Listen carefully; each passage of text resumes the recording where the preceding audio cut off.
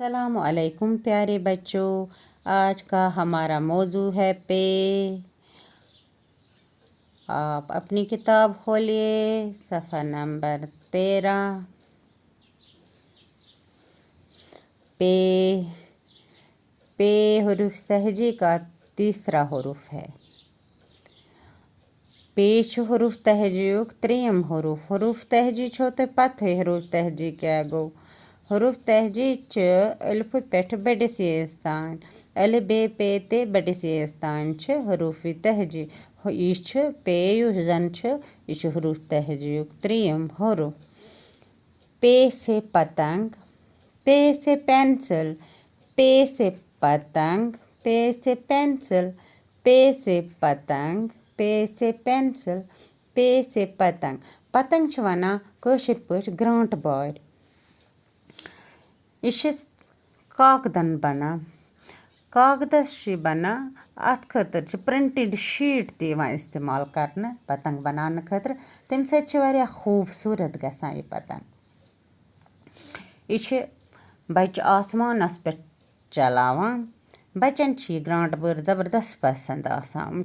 आसमानस पे चलावन पसंद करान। तो वारियाहन जायन पतंगन हुंद मुकाबले ते लगान। पत ब्याक पेंसिल। पेंसिल पेंसिल सत कॉपी पे लेखान। बच्चे पेंसिल सत लेखान। उमन अम सत अथ दरान। पेज लेखान।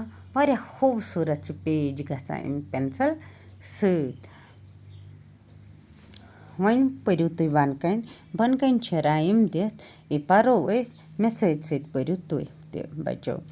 पे से पतंग और पेंसिल, पे से पतंग और पेंसिल, चल चल बाई जल्दी चल, चल चल बाई जल्दी चल, पतंग को उड़ाएंगे, पतंग को उड़ाएंगे, गीत खुशी के गाएंगे, गीत खुशी के गाएंगे। मेरे साथ पढ़ो फिर से।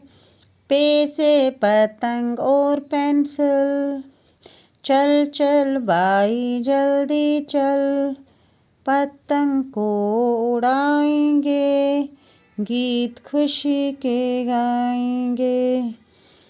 पे से पतंग, पे से पेंसिल, पे से पतंग, पे से पेंसिल, पे से पतंग, पे से पेंसिल। पे लिखने की मशक। पे दित पेज 70।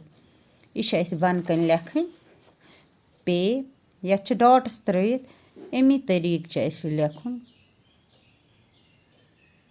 पे इत पे बह लेख त्रे त्रित इथे पे सोरे पेज तह लेखन योत ताम। साफ साफ लिखो यह पेज। बे कर याद। खुदा हाफिज।